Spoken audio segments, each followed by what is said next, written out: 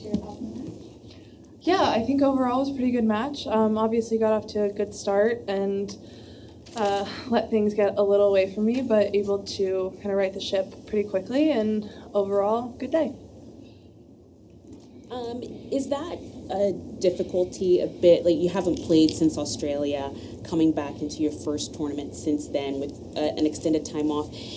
Is there sort of a warm-up period in the match that you're sort of trying to find your way again?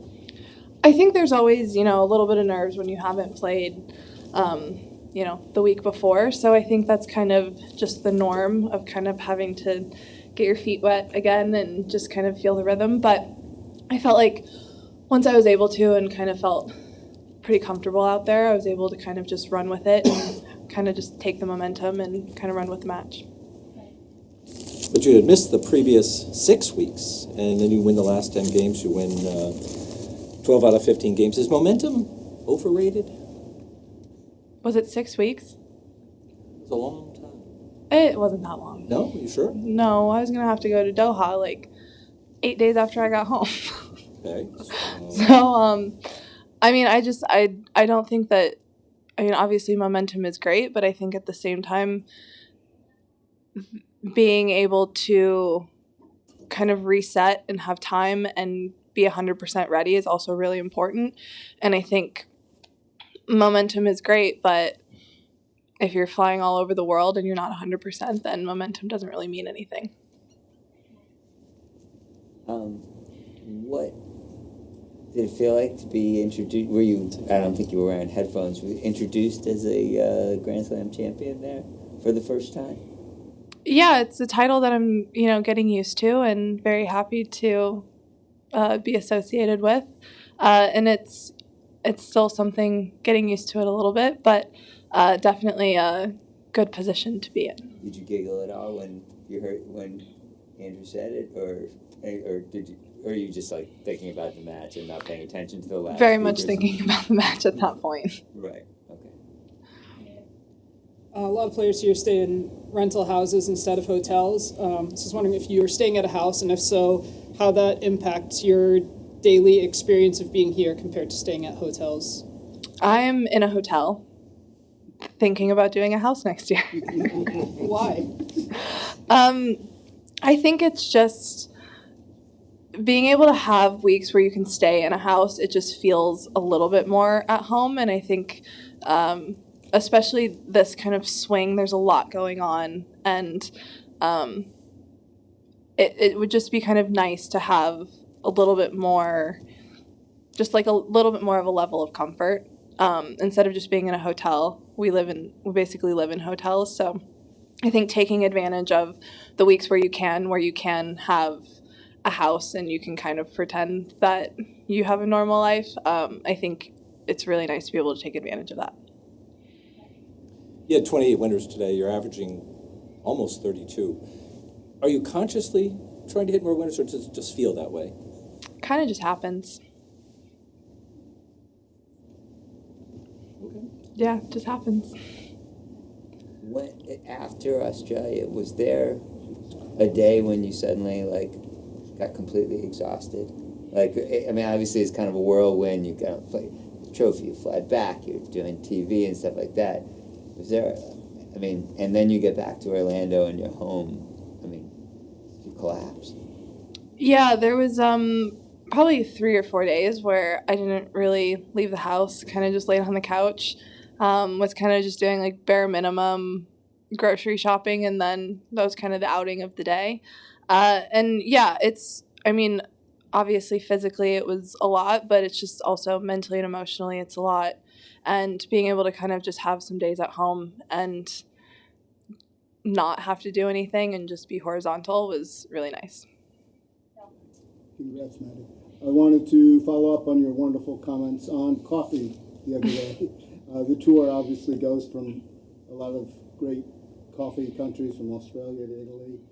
First question is, what's the best coffee country in the world? And if you could invite, along with Bjorn, invite someone outside of tennis to come over for a coffee one morning, who would you invite, and what kind of coffee would you make?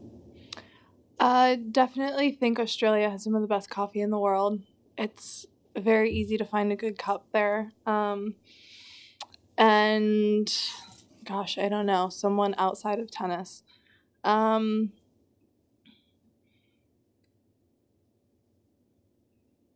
I'm blanking on every single person that's ever lived. My mom, I don't know. My mom can come over for a coffee anytime. I know what she likes, so she'd be an easy order.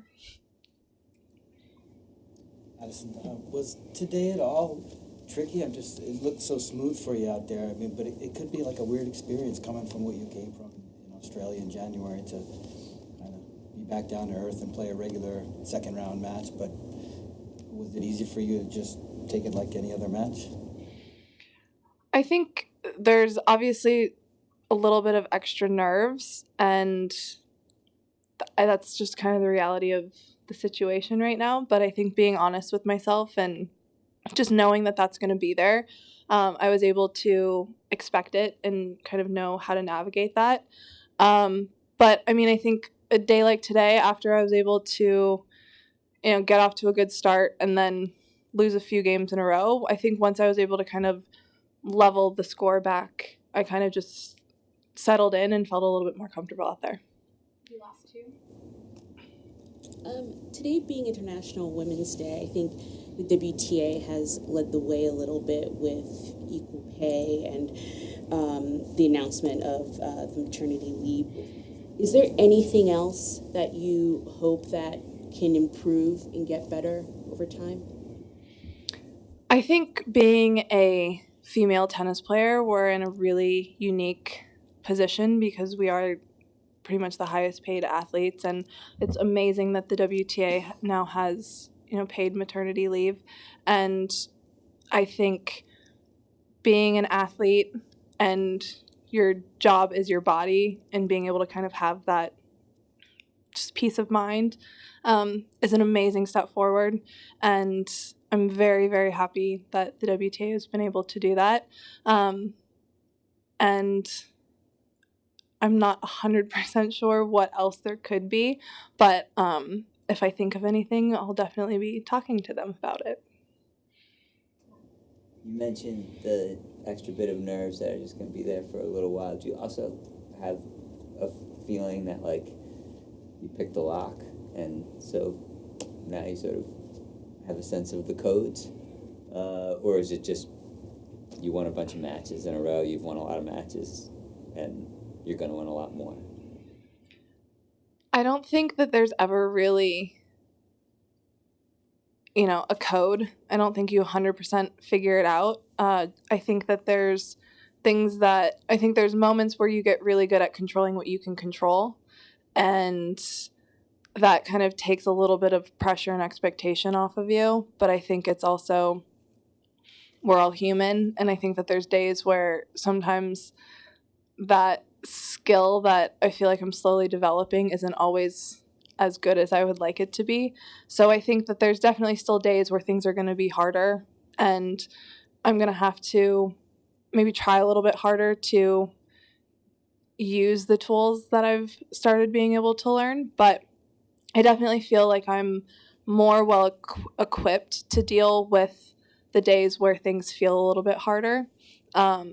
So in that respect, it's definitely, I feel like I'm kind of learning a little bit more about myself and how to handle some situations, which is great. But I think in the big picture, there's still days where things might not be great or perfect. And there's also days where other people might just beat you.